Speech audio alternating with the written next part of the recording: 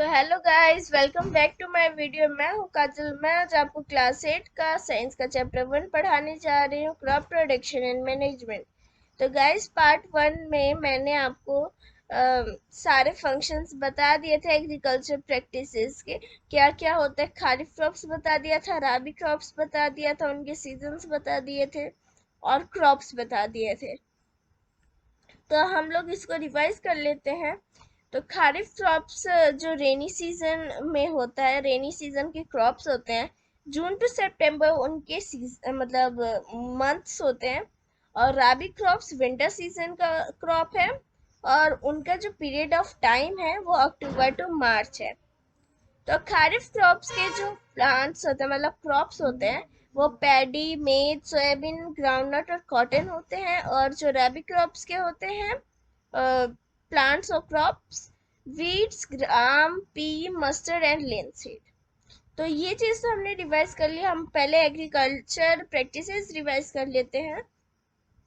तो ये क्या होता है, इसका जो फर्स्ट होता है प्रिपरेशन ऑफ सॉइल। जो हम लोग जो सॉइल को प्रिपेयर करते हैं ताकि हम लोग बाद में मतलब सीड को कह रही प्लांट को उगा सके। तो इसलिए हम जो सॉइल प्रिपेयर करते हैं वो सोइंग मतलब बीज बोना। एडिंग मैन्योर एंड फर्टिलाइजर मतलब जो खाद होते हैं वो डालना। इरिगेशन पानी डालना, पानी, the watering the plants. Protecting from weeds, weeds मतलब जो अनवांटेड प्लांट्स होते हैं, जो घास उग जाती है बेफालतू में, वो। हार्वेस्टिंग मतलब जो फसल लूक जाती है उसको कट करना। स्टोरेज मतलब उन सब चीजों को स्टोर करना। तो गाइज, ये तो मैंने हल्का सा रिवाइज करवा दिया। तो हम स्टार्ट करते हैं प्रिपरेशन ऑफ सॉइल से। The preparation of soil is the first step before growing a crop. तो जो प्रिपरेशन ऑफ सॉइल होते हैं वो फर्स्ट स्टेप होता है एक सॉइल को ग्रो करने, एक क्रॉप को ग्रो करने के लिए। One of the most important task in agriculture is to turn the soil and loosen it. तो जो सबसे ज्यादा इम्पॉर्टेंट थिंग होती है एग्रीकल्चर को स्टार्ट करने से पहले, तो सॉइल की जो फर्टिलिटी है उसको अंदर से बाहर लाना। सॉइल को क्या है, लूज कर देना। This allows the roots to penetrate deep into the soil. तो ये अलाउ करती है रूट को कि वो अंदर तक जा सके सॉइल के। The loose soil allows the roots to breathe easily even when they go deep into the soil. तो जो सॉइल अगर लूज रहती है तो वो फिर रूट को हेल्प मतलब अलाउ कर देती है कि तुम अंदर कितनी भी डीप चले जाओ, तुम्हें जो क्या है, सांस लेने में बनेगा, मतलब जो सारी न्यूट्रिएंट्स है वो सब मिलेंगी।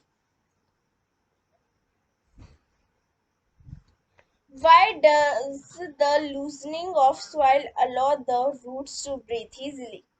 तो अब यहाँ पे क्वेश्चन पूछा गया है कि क्यों करती है अलाउ। तो यहाँ पे आंसर बताया गया है, the loosened soil helps in the growth of earthworms and microbes present in the soil. तो जो लूसेंट सॉइल है वो हेल्प करती है अर्थवर्म और माइक्रोब्स को रहने के लिए सॉइल में। These organisms are friend of the farmer since they further turn and loosen the soil and add humus to it. तो ये क्या फ्रेंड बन जाती है फार्मर्स की, क्योंकि फार्मर ही तो लूज करते हैं सॉइल को, जिससे इन लोग की ग्रोथ होती है। But why does the soil need to be turned and loosened? तो अब उस सॉइल को क्या जरूरत है, इस चीज की लूज होने की क्या जरूरत है सॉइल को? You have learned in the previous classes the soil contains minerals, water, air and some living organism. जो soil है वो contain करती है बहुत सारी things को, जैसे water, air, minerals, organism. In addition, dead plants and animals get decomposed by soil organisms. तो अब क्या है, जो ये फर्टिलिटी है सॉइल की, ये हेल्प करती है कि जो सॉइल के अंदर ऑर्गेनिज्म है उसको डिकम्पोज होने में। अब वो खुद से तो डिकम्पोज होगी नहीं, माइक्रोब्स करेंगे ना उनको डिकम्पोज। तो माइक्रोब्स जब जन्म ही नहीं लेंगे तो वो डिकम्पोज कैसे करेंगे?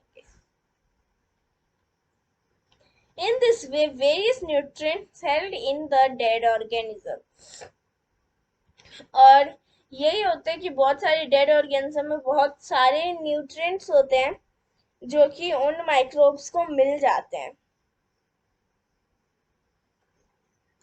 अम, तो क्या nutrients held in the dead organism are released back into the soil। वो जैसे माइक्रोब्स को मिल जाते हैं तो माइक्रोब्स खुद रख के क्या ही करेंगे, उनका तो काम है डेड को खाना और फिर उसको छोड़ देना, वो अगले डेड को खाने चले जाते हैं।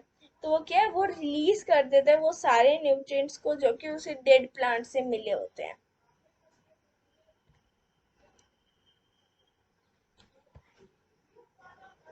In this way, sorry, the nutrients are again absorbed by the plants, और वो सॉइल में छोड़ देते हैं तो उसे प्लांट्स ऑब्जर्व कर लेते हैं।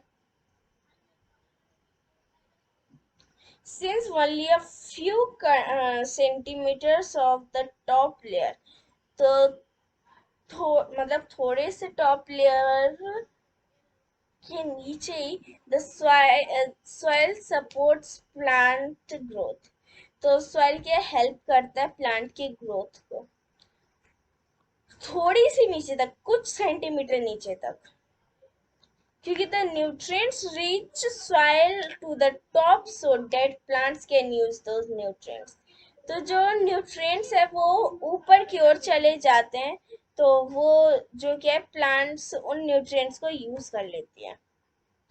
Thus, the turning and loosening of soil is very important for cultivation of soil, of crop। तो अब क्या है, ये जो टर्निंग और लूजनिंग है, टर्निंग मतलब जो अनफर्टिलाइज्ड सॉइल थे उनको फर्टाइल कर दिया, उसे टर्निंग कहते हैं, मतलब टर्न कर दिया और लूज कर दिया।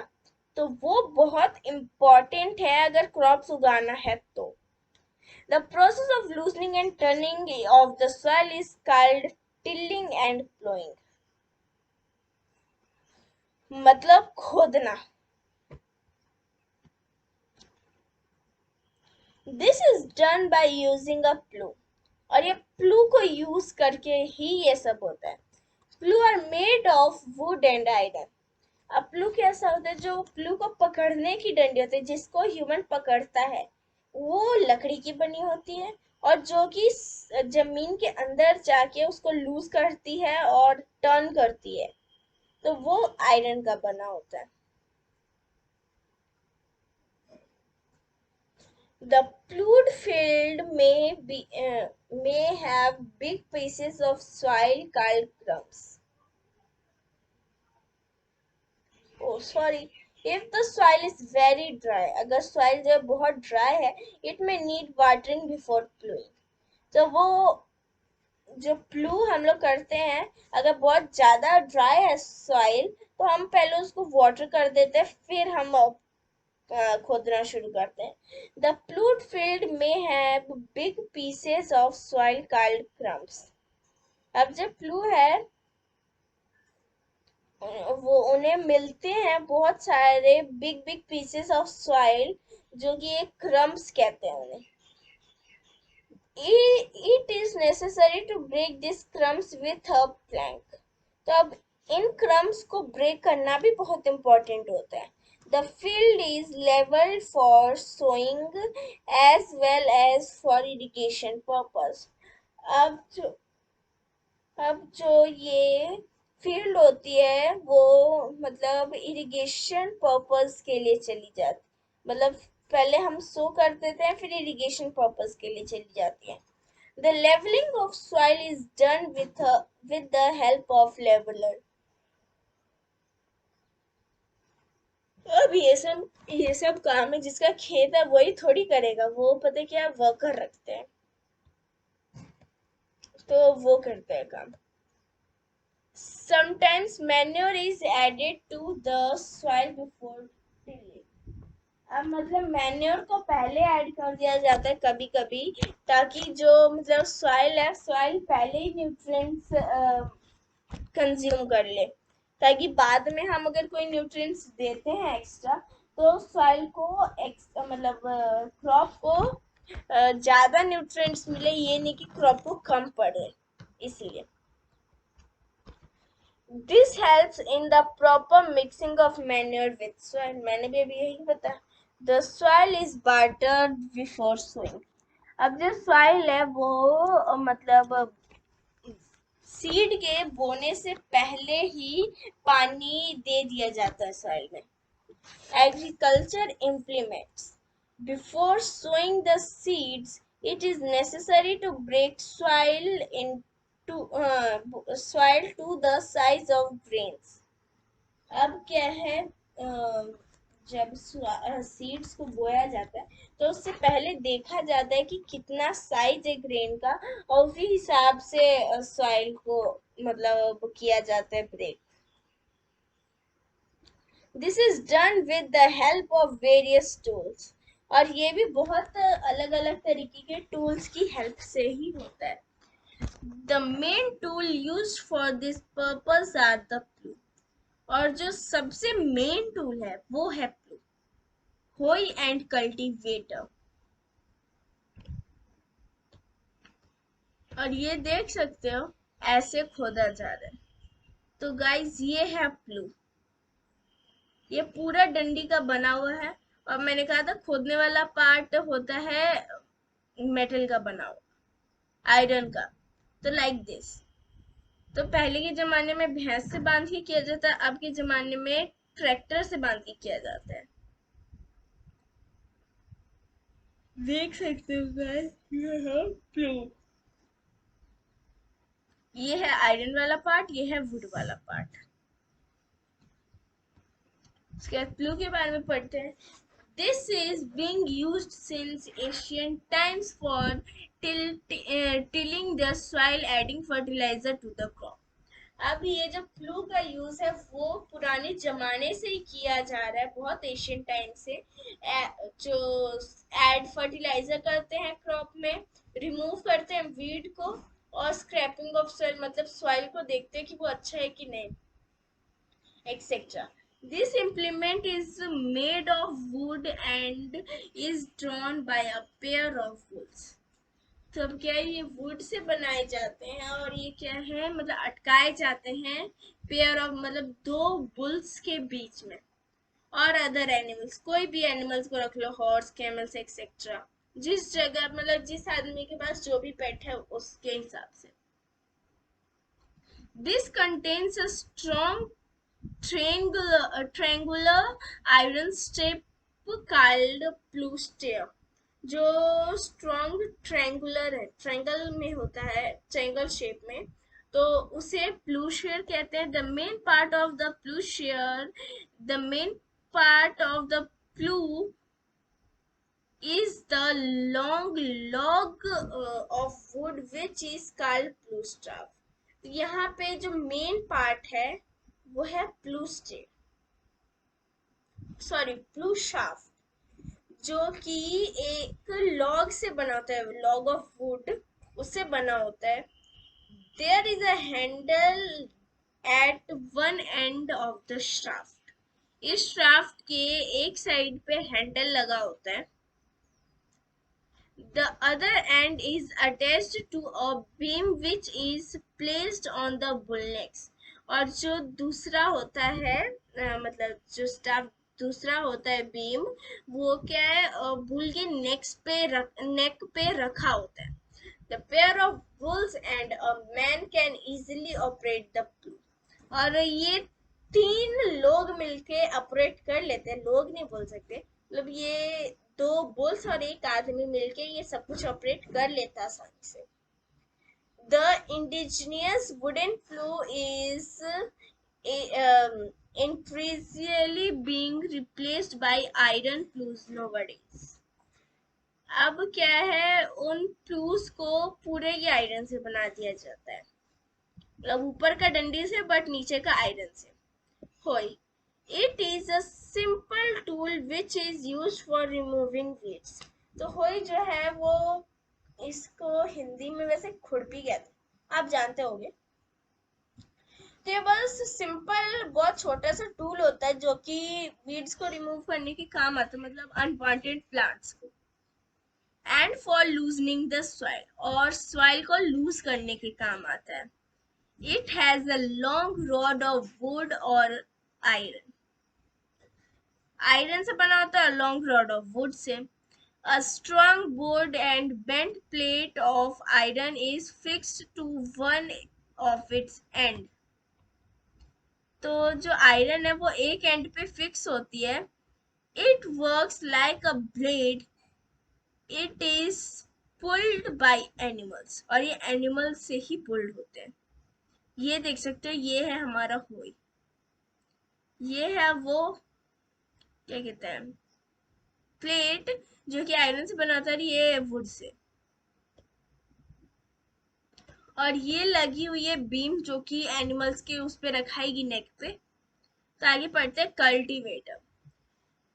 Nowadays plowing is done by the tractor driven cultivator. The use of cultivator saves labor and time. अब जो मैंने बताया था कि ट्रैक्टर की हेल्प से होता है, पहले के समय पे बुल की हेल्प से होता था, अब क्या ट्रैक्टर से होता है। तो आप देख सकते हैं ये जो ट्रैक्टर का ये वाला पार्ट है यही प्लू करता है। तो आगे है हमारा topic sowing. Sowing is most important part of crop production. अब जो सोइंग है वो बहुत इम्पोर्टेंट पार्ट है प्रिपरेशन ऑफ सॉइल के बाद। तो इसमें क्या होता है, before sowing good quality seeds are selected. Sowing से पहले अच्छी क्वालिटी के सीड सेलेक्ट किए जाते हैं। उसके बाद good quality seeds are clean and healthy seeds of a good variety. अब वो गुड क्वालिटी सीड्स हैं वो क्लीन भी होनी चाहिए, हेल्दी भी होनी चाहिए, और वो अच्छी वेराइटी की होनी चाहिए। Farmers prefer to use seeds which gives a high yield. तो फार्मर्स प्रेफर करते हैं इन सीड्स को यूज करने का। Selection of seeds. One day I saw my mother put some gram seeds in a vessel and pour some water on them. After a few minutes, some seeds started to float on top. I wondered why some seeds float on water. अच्छा question है। तो इसमें क्या पूछा गया है इन्होंने, मतलब जो हमारे पहेली जी हैं इन्होंने हमसे पूछा है एक पहेली।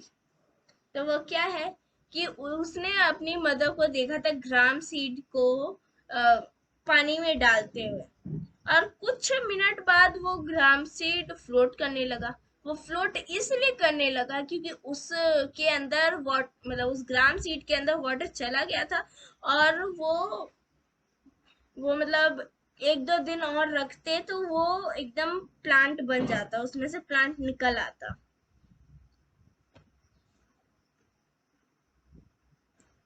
तो guys, activity 1, take a beaker and fill half of it with water.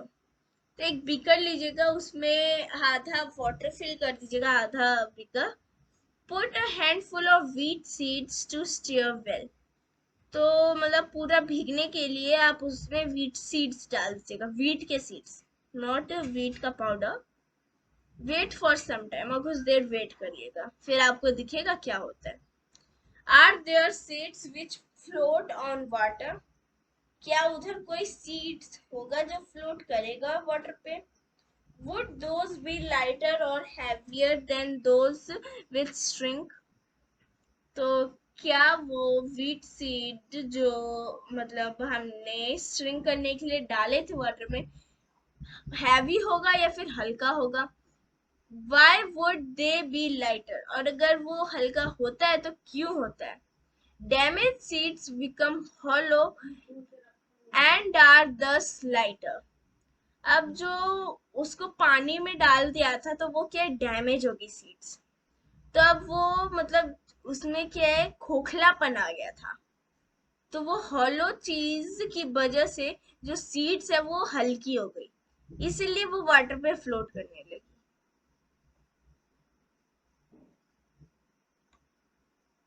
और ये हर एक सीड्स के साथ नहीं होता। Okay, this is a good method for separating good healthy seeds from the damage one.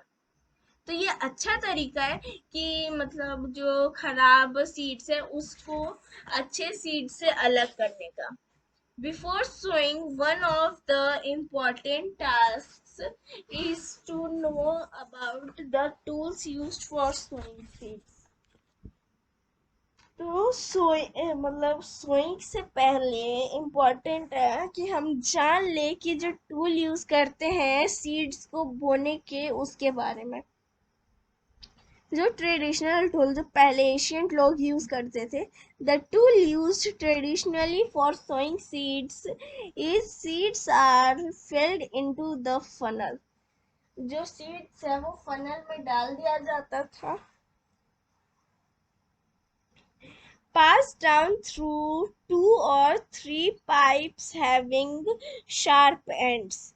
और ऐसे मतलब डाला जाता था कि जिस जगह पे वो लोग डाल रहे हैं उसी जगह पे वो सीड जाएगा। Ants of the prince into the soil and place seeds there। और उधर ही सीड चला जाता था। लाइक दिस, ये आप देख सकते हो, ये यही है वो फनल। और इसी से डाला जाता है सीड को, और जिस जगह पे डालेंगे उसी जगह पे जाएगा। Seed drill. और अब के टाइम पे हम लोग क्या यूज करते हैं, seed drill. nowadays the seed drill of tractor। हम लोग अब यूज करते हैं seed drill is use for sowing with the help of tractor. अब इस सीड ड्रिल किस काम के मतलब हेल्प में आता है, सोइंग द सीड्स के हेल्प में ये सीड ड्रिल आता है जो कि ट्रैक्टर में लगा होता है। This tool sows the seeds uniformly at proper distances. अब मतलब ये सीड ड्रिल हेल्प किस चीज में करता है, प्रॉपर डिस्टेंस में। जैसे अभी आप देख सकते हैं ये है, ये जो हमारी फिगर है, अब इतनी दूरी है तो इतनी दूरी इनके बीच में भी है, उतनी दूरी इनके बीच में भी है, उतनी दूरी इनके बीच में भी है। सेम डिस्टेंस इनके बीच में, इनके बीच में, इनके बीच में सेम डिस्टेंस, ऐसे ऐसे सब चीज में सेम डिस्टेंस। और ऐसे ऐसे जब सीड डलाएंगे तो ऑब्वियसली सेम डिस्टेंस पे ही सारे क्रॉप्स और प्लांट्स उगेंगे। तो वो बताया जा रहा है, the proper distance and depth, और उतनी ही गहराई में जाएंगे। It ensures that seeds get covered by the soil after sowing। तो अब ये ट्रैक्टर खुद इंश्योर करते हैं कि जो सीड्स डला रहे हैं, मतलब जो सीड्स अंदर जा रहे हैं, वो प्रॉपर सॉइल से कवर हो। Ensure that seeds cover after sowing। This prevents why the soil after sowing। अब sorry, this prevents damage caused by birds. अब जो बर्ड डैमेज देगी इन सीड्स को, उससे प्रिवेंट करते हैं ये सॉइल जो कवर कर देते हैं उस सीड को। Sowing by using a seed drill saves times and labour. तब ये सीड ड्रिल क्या, लेबर का टाइम भी सेव करती है और टाइम भी सेव करती है, और क्या है, जो उगा रहा है उस आदमी के मनी भी सेव करती है। There is a nursery near my school। I found that little plants were kept in small bags। Why are they kept like this? तो उस मतलब बुझो ने एक नर्सरी देखी। तो अब क्या चाहता, मतलब वो बुझो सोच रहा था कि वो प्लांट्स को स्मॉल बैग्स में क्यों रखा जा रहा है। तो अब देख लेते हैं इनकी बहन पहेली जी का answer. Seeds of a few plants such as paddy are first grown in nursery. हाँ, ये बात तो सही है, पहले नर्सरी में ग्रो होती है फिर जाके खेतों में जाती है वो। When they grow into plantlets, they are transplanted in the field manually. और जब ये थोड़े से उग जाते हैं फिर मतलब फील्ड में उन्हें डाला जाता है। Some forest plants are flowering plants. Some forest plants and flowering plants are also grown in nursery. और कुछ forest plants और flowering plants भी नर्सरी में उगाए जाते हैं। And appropriate distance between the seeds is important to avoid overcrowding of plants. अब जो प्रॉपर डिस्टेंस है और जो डेप्थ है वो मतलब अलाउ करती है प्लांट्स को कि वो मतलब ज़्यादा क्राउड ना बन, मतलब ज़्यादा क्राउड हो जाता है प्लांट्स के बीच में तो वो भी खराब होने के लक्षण होते हैं। सफिशिएंट सनलाइट उन्हें मिलनी चाहिए, जो न्यूट्रिएंट्स है वो भी सफिशिएंट मिलना चाहिए, वाटर भी सफिशिएंट मिलना चाहिए जो कि सॉइल से उन्हें मिलेगा। Sometimes a few plants have to be removed to prevent overcrowding. और मतलब थोड़े से प्लांट सूख जाता है तो ओवर क्राउडिंग होने लग जाती है तो क्या है उन्हें रिमूव कर दिया जाता है ताकि ओवर क्राउड ना हो।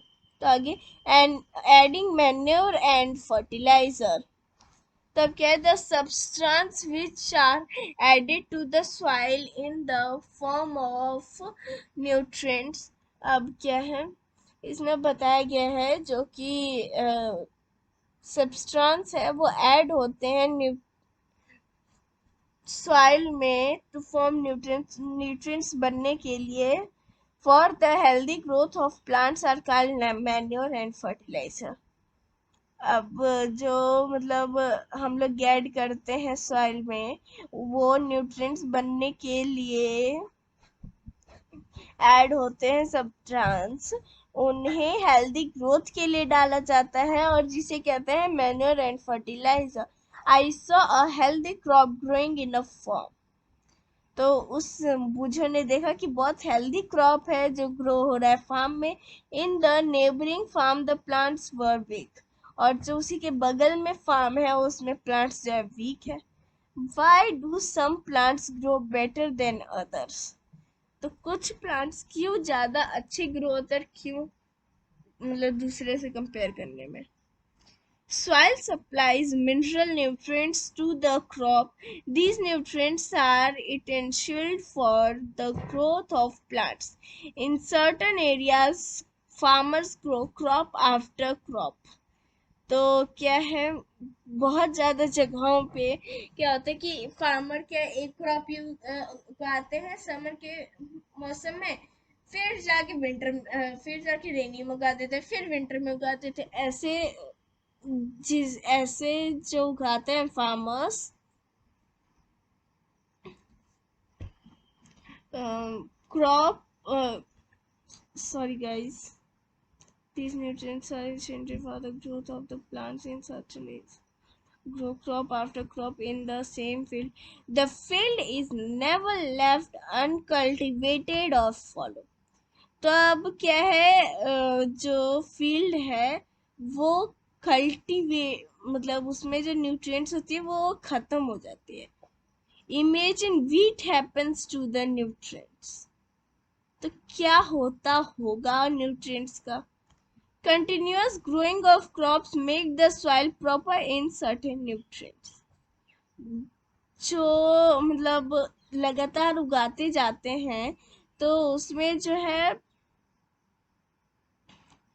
सॉइल में जो न्यूट्रिएंट्स होते हैं वो कम पड़ जाते हैं। Therefore farmers have to add manure to the fields, इसलिए फार्मर को मैन्योर ऐड करना पड़ता है फील्ड में, है ना, to replenish the soil with nutrients, ताकि जो न्यूट्रिएंट्स है वो सॉइल में फिर से आ जाए। This process is called manuring, और इस प्रोसेस को मैन्योरिंग कहा जाता है। इम्प्रॉपर और insufficient manuring result in weak plants, और जो मतलब ज़्यादा अमाउंट में अगर मैन्योर नहीं डालते हैं या फिर जो खराब मैन्योर डाल देते हैं या फिर गलत मैन्योर डाल देते हैं तो उससे प्लांट्स के वीक हो जाते हैं। Manure is an organic substance obtained from the decomposition of plants और एनिमल्स। अब जो मैन्योर है वो एक ऑर्गेनिक सब्सटेंस है जो कि ऑब्टेन होता है डिकम्पोज करने के बाद प्लांट्स और एनिमल्स को। Farmers dump plant and animal waste in the pits at open places and allow it to decompose। अब क्या है, जो प्लांट्स है, जो डेड एनिमल्स एंड प्लांट्स को फार्मर क्या है डिप कर देते हैं, मतलब छोटे छोटे पिट्स बना के उसमें डाल देते हैं और डिकम्पोज होने के लिए छोड़ देते हैं। The decomposition is caused by some microorganism, और ये decomposition जो होता है वो माइक्रो ऑर्गेनिज्म करते हैं, कुछ micro organism. The decomposed matter is used as organic manure, और यही decomposed matter है ऑर्गेनिक मैन्योर बनने के हेल्प आता है, काम आता है। You have already learnt about mycopositing in class 6। तो गाइज अगर आपको ये याद है तो इसके बारे में आप कमेंट बॉक्स में लिख दें। तो गाइज आज की वीडियो के लिए बस इतना ही, मिलेंगे अगली वीडियो में। तो गाइस अगर आपको वीडियो अच्छा लगा हो तो लाइक करें, शेयर करें, सब्सक्राइब करें। अगर अच्छा नहीं लगा तो लाइक के बगल में एक बटन होता है डिसलाइक का, तो वो कर दे। तो गाइस बाय।